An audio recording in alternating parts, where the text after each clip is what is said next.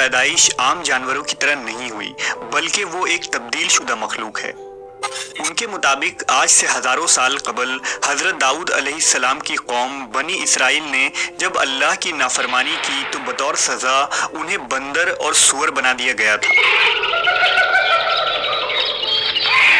इस सख्त अजाब का जिक्र कुरान मजीद की आयतों में भी मिलती है।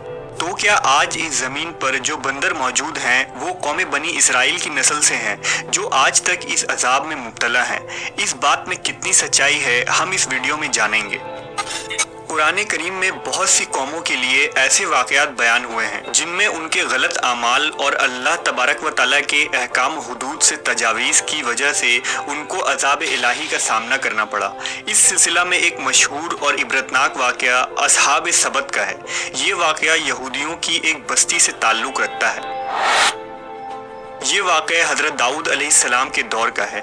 उस ज़माने में हज़रत याकूब की औलादें जो बनी इसराइल कहलाती थी, उनकी आबादी लाखों में थी, जो अर्ज़ फ़लस्तीन और यरूशलेम में आबाद थे। उनमें से एक कबीला बनी इसराइल से इलाहिदा होकर एक दरिया के किनारे ईला नामी बस्ती में आबाद हो गए। उन लोगों की तादाद 70,000 के करीब थी और ये निहायत ही सरकश और नाफरमान लोग थे। इन लोगों ने अक्सर काम अहकाम तौरेत के खिलाफ शुरू कर दी। तौरेत के मुताबिक हराम करदा चीज़ों को इन्होंने अपने ऊपर हलाल बना लिया और मूसा अलैहिस्सलाम की शरीयत के मुनकिर हो गए।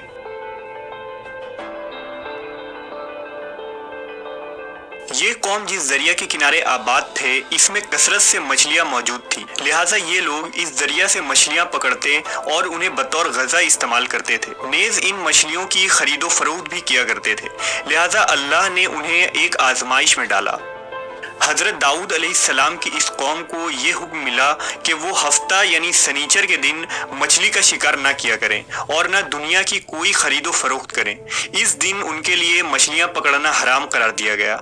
अलबत्ता सनीचर के अलावा दूसरे दिनों में मछलियाँ पकड़ने की उन्हें इजाज़त थी। लिहाजा हज़रत दाऊद अलैहिस्सलाम के हुक्म से इस कौम ने इतवार से जुमा तक मछलियाँ पकड़ना शुरू कर दी, मगर हफ्ते को मछलियाँ दरिया में ज़्यादा होती और बाकी के 6 दिन कम होती। हफ्ते के दिन जब भी दाऊद अलैहिस्सलाम की कौम दरिया के पास आती तो इतनी ज़्यादा मछलियाँ देखकर उनका दिल बेईमान हो जाता।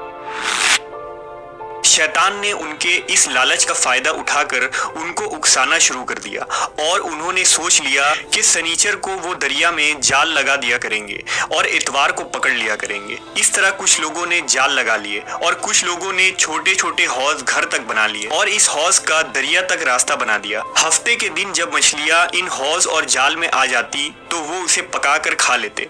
इसी बस्ती में अल्लाह के कुछ नेक बंदे भी मौजूद थे जो कहने लगे, ऐ लोगो, अल्लाह ने हफ्ते के दिन शिकार करने से मना किया है।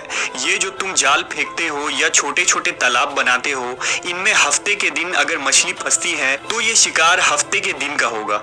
अल्लाह के अजाब से डरो, अल्लाह की नाफरमानी ना करो। वो लोग इन लोगों का मजाक उड़ाने लगे कि हमारी जो मर्जी होगी हम वो करेंगे।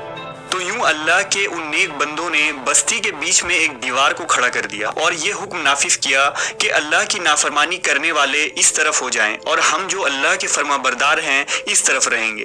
वो सारे लोग बार बार उनसे कहते रहे, ऐ लोगो, अल्लाह से डरो। कौम समूद और कौम लूत का जो हश्र हुआ इसको याद करो। अल्लाह की नाफरमानी ना करो वरना तुम पे भी कोई अजाब आ जाएगा। वो सारे नाफरमान जिनकी तादाद 12,000 के आसपास थी, सब हंसते रहे और कहने लगे, ये तो सब किताबी बातें हैं, हम पे कोई अजाब नहीं आएगा। बस जैसे ही वो ग्रोह 2 हिस्सों में तकसीम हो गया, एक वो जो अल्लाह के फरमाबरदार थे और दूसरे वो जो अल्लाह के नाफरमान बंदे दीवार के उस तरफ थे। वो नाफरमान पूरी रात हंसते रहे, मजाक उड़ाते रहे और अल्लाह के खास बंदे दीवार के उस तरफ अल्लाह से माफ़ी मांगते रहे।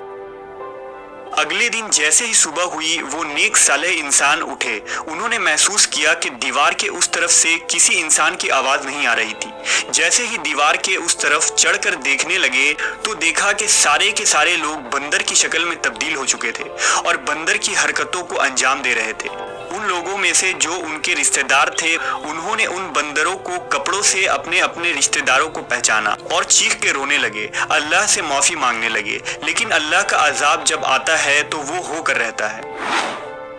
वो 12,000 लोग जो बंदर बन चुके थे कुछ भी खा पी नहीं पा रहे थे और यूं 3 दिन बाद वो सब इस अजाब में आकर हलाक हो गए। اللہ کا عذاب بہت ہی سخت ہوتا ہے، اور نافرمان اور سرکش لوگوں کے لیے جب عذاب الہی کا فیصلہ ہو جائے تو اللہ کے حکم سے پوری قوم اس طرح ہلاک ہو جاتی ہے کہ وہ آنے والے لوگوں کے لیے ایک عبرت بن جاتی ہے۔ بہرحال یہ نظریہ کہ موجودہ بندر ان لوگوں کی اولادیں ہیں جن پر عذاب آیا تھا، یہ غلط ہے، کیونکہ ان سے پہلے بھی دنیا میں بندر موجود تھے، اور صحیح روایتوں کے مطابق بنی اسرائیل کی یہ قوم جب بندر میں تبدیل ہو گئی تھی تو 3 دنوں تک یوں ہی زندہ رہے، اور پھر روتے روتے ساری قوم مر گئی۔